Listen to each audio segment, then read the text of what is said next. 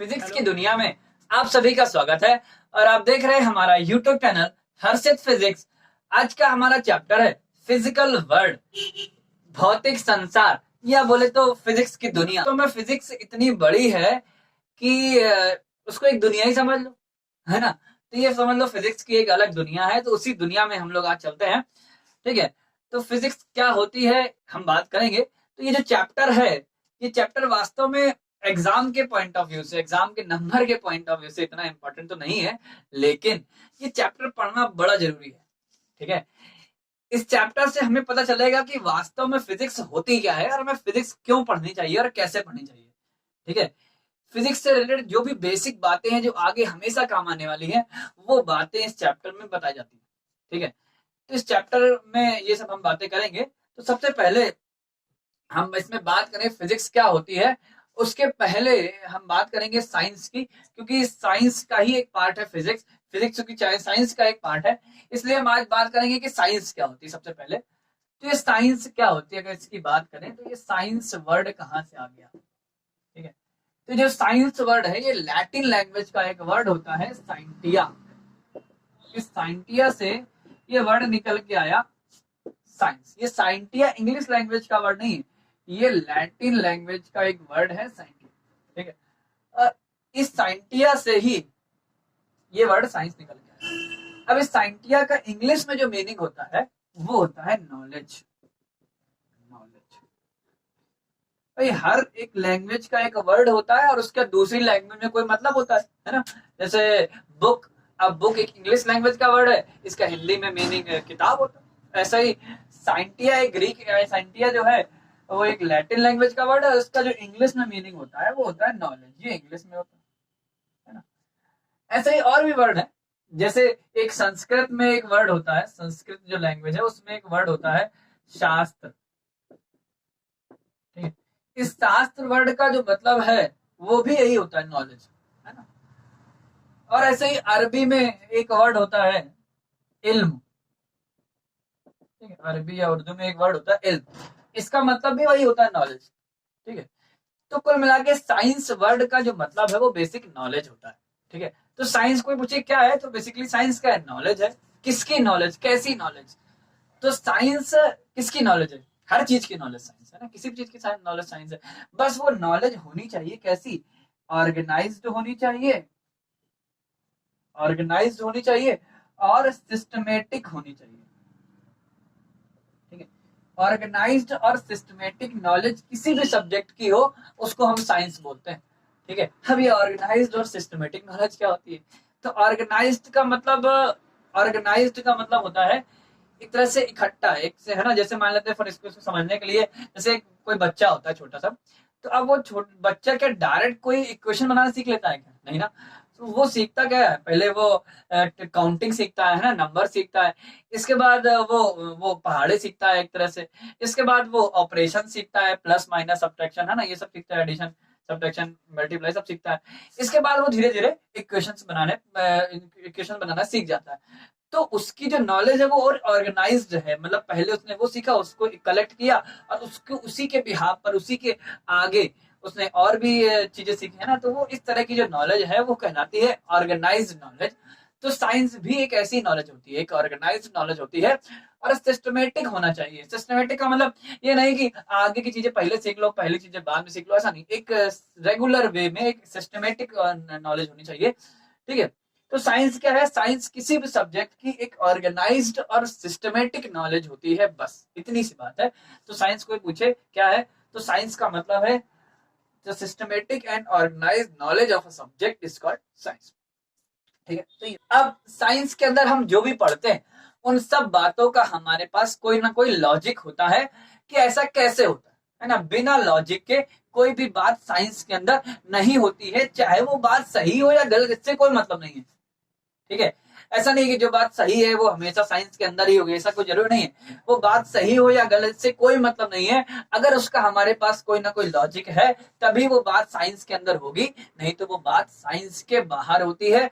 बहुत सारी बातें हैं आज की डेट में जो साइंस के बाहर है, जिनका हमारे पास कोई लॉजिक नहीं है।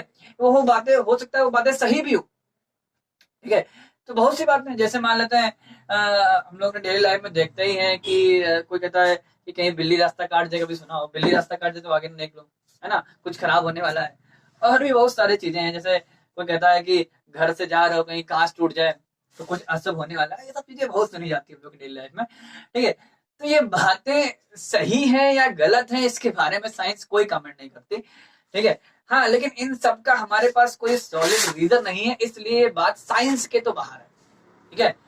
साइंस ये भी नहीं कहती कि ये बातें गलत ही है बिल्कुल, ठीक है, और ना ये साइंस कहती है कि ये बातें सही है, ठीक है। बस साइंस का ये मानना है कि जब तक इनका हमारे पास कोई रीजन नहीं है, कोई लॉजिक नहीं है, तब तक जो है इन बातों को साइंस के अंदर नहीं लेना चाहिए। ये साइंस वही बातों को मानती है जिनका हमारे पास लॉजिक होता है, ठीक है।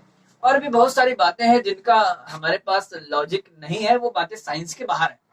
जैसे हम लोग कहते हैं कि हम लोग को बड़ों की बात माननी चाहिए, है ना। और भी बहुत सारे, जैसे हम लोग कहते हैं कि भगवान की, अल्लाह की पूजा करनी चाहिए। तो ये सब बातें, हम ये नहीं कह रहे हैं सब बातें गलत हैं, ठीक है। ये बातें साइंस के बाहर हैं, बस हम ये बोल रहे हैं, ठीक है। ये बातें सही हो या गलत हो इससे कोई मतलब नहीं है साइंस को। साइंस इनमें कोई कमेंट नहीं करती है, एक तरह से ये बोलो, ठीक है। तो साइंस का इनसे कोई लेना देना नहीं है, ठीक है। साइंस का लेना देना उन्हीं बातों से है जिनका हमारे पास लॉजिक है, वही बातें साइंस के अंदर होती हैं, ठीक है। जैसे बहुत सारी बातें, जैसे मान लेते हैं पहले हम लोग कहते थे, सुनते थे हम लोग कि दक्षिण की तरफ पैर करके सोना नहीं चाहिए, ठीक है। बात हम लोग सुनते चले आए, बहुत पहले से हम लोग अपने पुराने लोगों की बातें सुनते चले आए, वही हम लोग आज भी मान रहे हैं, ठीक है। तो ये नहीं करना चाहिए, तो ये पहले हम लोग भी मानते रहे हैं शुरुआत से, ठीक है। लेकिन अब ये बात साइंटिफिकली प्रूव हो गई है, ये बात साइंटिफिकली सही है, ठीक है। इसका हमारे पास लॉजिक अब मिल गया, पहले नहीं था।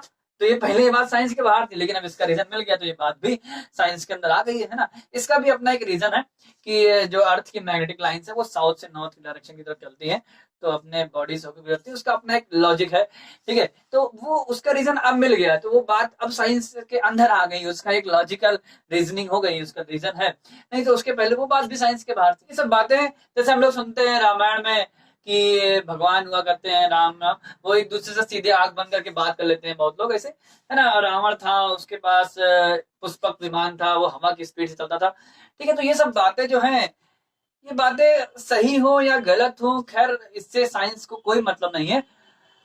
हमें जो लगता है, एक हम अपना एक पॉइंट ऑफ व्यू बता रहे हैं, ठीक है, ऐसा कहीं लिखा नहीं है, हम अपने, हमें जो लगता है कि उस जमाने की जो टेक्नोलॉजी थी वो आज से बहुत आगे थी, है ना। खैर हम लोग के पास तो बात करने के लिए एक मोबाइल होता है, एक डिवाइस है, और उसमें भी मोबाइल में बहुत झंझट, रिचार्ज कराओ, कहीं ये कराओ, कहीं ये खराब नेटवर्क नहीं आ रहा, ये सब उनके पास तो कोई प्रॉब्लम ही नहीं थी, सीधे आंख बंद करो सीधे बात कर लेते थे ना। अब हम लोग भी एरोप्लेन से चलते हैं, ठीक है। तो एरोप्लेन से चलते हैं तो उसमें भी हम लोग सोचते हैं, उसमें बहुत झंझट है कि पता चले फ्यूल नहीं है, बहुत सारी टेक्नोलॉजी है ना। ये सब चीजें, उस समय की टेक्नोलॉजी देख लो, आज की टेक्नोलॉजी देख लो, ठीक है। क्या कभी पहले लोगों ने क्या सोचा था, क्या कभी हम लोग ऐसे एरोप्लेन से उड़ेंगे, नहीं ना। तो वही चीजें हैं। तो आज की टेक्नोलॉजी इतना आगे पहुंच गई है, लेकिन हमें जो लगता है कि उस जमाने की टेक्नोलॉजी से हम लोग अभी बहुत पीछे हैं, ठीक है। तो हमें जो लगता है कि उस जमाने के लोग एक तरह से बहुत अच्छे थे और थोड़ा बहुत खराब भी थे, हाँ। अब ये हम बोलना ऐसा कोई मतलब, अगर किसी को कोई प्रॉब्लम हो तो उसके लिए आई एम सॉरी। वैसे हम बात करें अच्छे क्यों थे, अच्छे इसलिए थे कि उन्होंने इतनी अच्छी टेक्नोलॉजी बनाई जो हम लोग आज तक नहीं बना पाए, आगे हो सकता है भविष्य में बन जाए, है ना, लेकिन हम लोग आज तक नहीं बना पाए, ठीक है। दूसरी बात, खराब थोड़ा सा इसलिए मानते हैं कि उस जमाने में क्या होता था कि जो विद्या या जो टेक्नोलॉजी इसके पास होती थी वो केवल लिमिटेड लोगों के पास थी, सबके पास नहीं थी, है ना।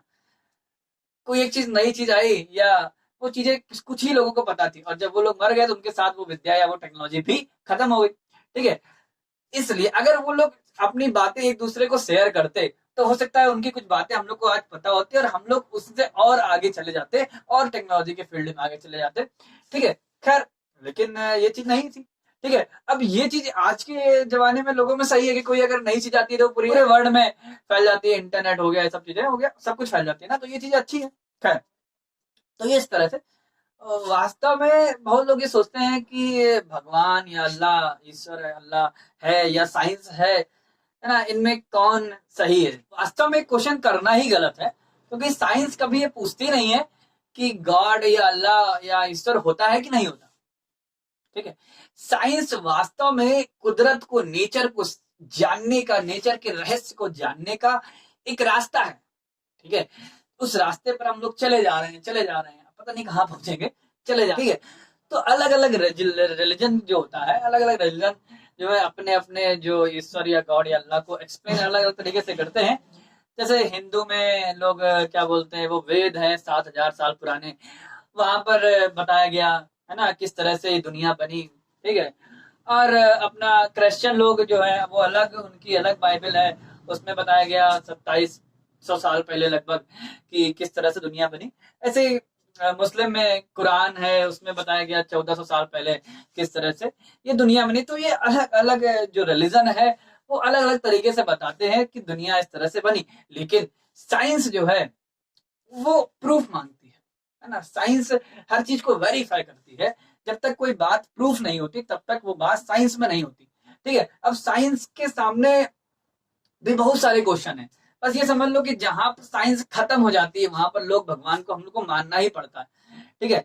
आज भी से बहुत से सवाल हैं जिनका आंसर साइंस के पास नहीं है। तो अब वो आंसर नहीं है तो उनके लिए क्या किया जाए, है ना। अब कुछ ना कुछ तो मानना ही पड़ता है कि कोई एक ऐसी शक्ति है, पावर है जिससे ये सब हो रहा है ना। हो सकता है इसका आंसर आगे साइंस को मिल जाए, साइंस दे दे, लेकिन इस टाइम तो हमें कुछ ना कुछ मानना ही पड़ता है। भाई बात ये है कि इस पूरे नेचर में, इस पूरी ब्रह्मांड में सब चीजें इतनी अच्छी तरीके से अरेंज्ड है कि हमें कुछ ना कुछ मानना ही पड़ जाता है। कुछ सोचने को हम लोग मजबूर हो जाते हैं कि मतलब ऐसा क्या कि ये सब एक संयोग मात्र ही है या फिर किसी ने इसको बनाया है, ठीक है। जैसे जो है हम लोग का जो अर्थ है, वो अर्थ सन से जो डिस्टेंस है वो इतनी मतलब सही है कि अगर थोड़ा ज्यादा डिस्टेंस होती अर्थ की सन से या थोड़ा कम होती तो यहाँ पर लाइफ जो है वो पॉसिबल नहीं थी, ठीक है। तो ये सब चीजें देख के तो कुछ लगता है, लेकिन साइंस भी अपनी डिस्कवरी में आगे चलती जा रही है। और साइंस के हिसाब से तो और भी ऐसे कई प्लैनेट्स पॉसिबल हैं, साइंटिस्टों ने इसकी डिस्कवरी करी है, लेकिन हम लोग अभी तक वहां पहुंच नहीं पाए हैं। तो खैर, लेकिन अभी भी साइंस के सामने बहुत से ऐसे सवाल हैं जो ईश्वर या अल्लाह के बारे में सोचने के लिए मजबूर कर देते हैं। हो सकता है आगे इन सवालों का सोल्यूशन साइंस में मिल जाए, लेकिन खैर अभी नहीं है। वो सवाल कई सारे हैं, जैसे यही कि हमारा पूरा यूनिवर्स किससे मिलकर बना हुआ है, किस मटेरियल से मिलकर बना हुआ है। भाई हम लोग जानते हैं कि हर एक जो मटेरियल है वो एटम से मिलकर बना है। एटम में इलेक्ट्रॉन, प्रोटॉन, न्यूट्रॉन होते हैं, लेकिन आपको पता हो कि इस पूरे यूनिवर्स का केवल 5% भाग ही एटम से मिलकर बना है। बाकी 95% भाग किसी एक दूसरे मैटर से है ना। उसका नाम डार्क मैटर है, उसके बारे में अभी हम लोग को कुछ नहीं पता है। तो ये यूनिवर्स कैसे बना इसके बारे में साइंस ने अपनी एक थ्योरी दी, बिग बैंग थ्योरी। लेकिन उस बिग बैंग से पहले क्या था, ये भी साइंस का, इसका भी आंसर साइंस के पास नहीं है ना। तो ये ब्लैक होल क्या है, ब्लैक होल के उस पार क्या है ना, ये भी अभी साइंस को नहीं पता। ये जो भूत ऊत वाली बात है, इसका भी आंसर साइंस के पास नहीं है। ये चेतना क्या है, एक तरह का जो कॉमन सेंस है हम लोग इंसानों के पास, ये कैसे आता है ना। एक होता है प्लेसेबो इफेक्ट, प्लेसेबो इफेक्ट, ठीक है। इसका क्या रीजन है, ये एक्चुअली होता क्या, प्लेसेबो इफेक्ट क्या होता है कि अगर किसी आदमी को, किसी इंसान को, मान लो कोई इंसान बीमार है और ये देखा गया कि अगर उस इंसान को ये विश्वास हो जाए कि वो ठीक हो जाएगा तो वो आदमी जल्दी ठीक होने लगता है। ऐसा है, ऐसा प्रैक्टिकली देखा गया है। मतलब अगर उस आदमी को हम ये विश्वास दिला दें कि वो ठीक हो जाएगा तो उसका इम्यून सिस्टम जो है, रोगों से लड़ने की जो क्षमता होती है वो बढ़ने लगती है और वो जल्दी ठीक होने लगता है ना। जबकि कोई एक्स्ट्रा डोज या कोई दवा नहीं दी जाती। तो ये ऐसा क्यों हो जाता है, ठीक है। इस बात का रीजन भी साइंस के पास आज तक नहीं है। तो ऐसे कई सारे अनसुलझे सवाल हैं जिनका रीजन साइंस के पास आज नहीं है, ठीक है। तो इस तरह से साइंस और गॉड या अल्लाह को कंपैरिजन करना या उनमें से कौन है या कौन नहीं है, इसको कंपेयर करना अभी खैर ठीक नहीं है। अभी भी बहुत से साइंटिस्ट लोग ये मानते हैं कि गॉड कुछ होता है और बहुत से नहीं मानते, ठीक है। खैर इसका आंसर तो किसी को नहीं पता, लेकिन बस ये समझ ले किसी भी सब्जेक्ट की एक सिस्टमेटिक और ऑर्गेनाइज्ड नॉलेज जो है वो साइंस होती है। साइंस वास्तव में इस नेचर के, इस कुदरत के रहस्यों को जानने का एक रास्ता है और इसके द्वारा हम बहुत सारी चीजें बनाते चले आ रहे हैं जो हमारी लाइफ को एक सिंपल से सिंपल करते चले जा रही है, ठीक है। तो हमारे लिए इसलिए साइंस को पढ़ना बहुत जरूरी है। तो हम बात करें अगर साइंस की, तो साइंस के बेसिकली 3 पार्ट हम कर सकते हैं। साइंस का अगर हम क्लासिफिकेशन करें कि साइंस के कितने पार्ट हैं, तो साइंस की देखते हैं, साइंस को हम बेसिकली 3 पार्ट में बांट सकते हैं। साइंस जो है इसके हम 3 पार्ट कर सकते हैं। कौन कौन से? तो एक पहला तो है फॉर्मल साइंस, ठीक है, और दूसरा है नेचुरल साइंस, ठीक है, और तीसरा है सोशल साइंस। ये हम साइंस के 3 पार्ट कर सकते हैं, फॉर्मल साइंस, नेचुरल साइंस और सोशल साइंस। ये जो नेचुरल साइंस को ही हम बेसिकली साइंस समझते हैं अपनी लाइफ में, ठीक है, और ये जो नेचुरल साइंस है इसके भी 2 पार्ट है, ठीक है। एक है फिजिकल साइंस, फिजिकल साइंस, और एक है बायोलॉजिकल साइंस।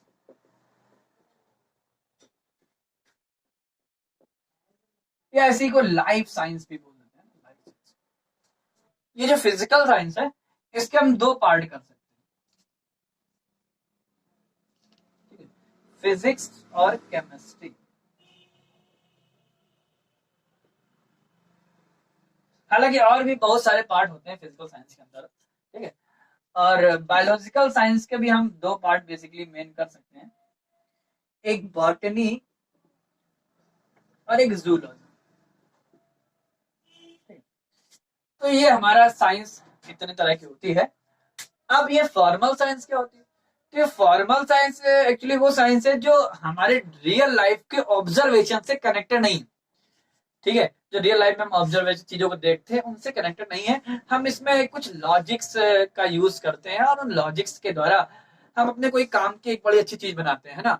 जैसे बहुत सारी कोई नई डिवाइस बनती है, जैसे कंप्यूटर साइंस जो आती है वो इसी फॉर्मल साइंस के अंदर आती है, ठीक है। और भी इंफॉर्मेशन साइंस, इंफॉर्मेशन जो टेक्नोलॉजी है, हम अपनी चीजों, हम अपनी लाइफ को आसान बनाने के लिए जो नई नई टेक्नोलॉजी लाते हैं एक लॉजिक के द्वारा, वो सब अपना फॉर्मल साइंस में आता है, ठीक है। नेचुरल साइंस में क्या है? नेचुरल साइंस में जो नेचर है, इस दुनिया है, नेचर की चीजों को हम ऑब्जर्व करते हैं, नेचर की चीजों को देखते हैं और इस दुनिया के रहस्यों को जानने की कोशिश करते हैं, ठीक है, कैसे क्या चीजें होती हैं इन चीजों के बारे में, और उनसे अपने जो काम की चीजें हैं जो अपनी लाइफ को आसान बनाती है वो उनको निकालते हैं, ठीक है। और सोशल साइंस में हम लोग समाज के बारे में एक ऑर्गेनाइज्ड और सिस्टमेटिक जो नॉलेज होती है वो खैर सोशल साइंस होती है, ठीक है। तो फिर अब ये नेचुरल साइंस के भी 2 पार्ट है, फिजिकल साइंस और बायोलॉजिकल साइंस। तो अब इस नेचर में, इस यूनिवर्स में फिजिकली साइंस जो नॉन लिविंग चीजें हैं, उन चीजों के बारे में जो हम स्टडी करते हैं, ऑर्गेनाइज्ड और सिस्टमेटिक नॉलेज होती है, वो फिजिकल साइंस में आती है। और जो लिविंग चीजें हैं, मतलब सजीव चीजें हैं जिनमें लाइफ होती है, उनके बारे में जो हम स्टडी करते हैं वो हमारा बायोलॉजिकल साइंस में आता है, ठीक है। तो अब ये फिजिकल साइंस के भी हमारे 2 पार्ट हो जाते हैं, फिजिक्स और केमिस्ट्री। फिजिक्स की तो बात हम करेंगे बहुत ज्यादा डिटेल में कि फिजिक्स क्या होती है, ठीक है। और बॉटनी और जूलॉजी में बेसिकली इसमें हम पेड़ पौधों के बारे में पढ़ते हैं और इसके में हम जीव जंतुओं के बारे में पढ़ते हैं। ये हमारा साइंस का एक छोटा सा इंट्रोडक्शन था, ठीक है। और हम आगे के लेक्चर में बात करेंगे ऐसे ही फिजिक्स के बारे में डिटेल में बात करेंगे, और फिर आगे इसकी फिजिक्स की हम बात अपने आगे बढ़ाएंगे और इस फिजिकल दुनिया की बातें हम लोग करेंगे, ठीक है।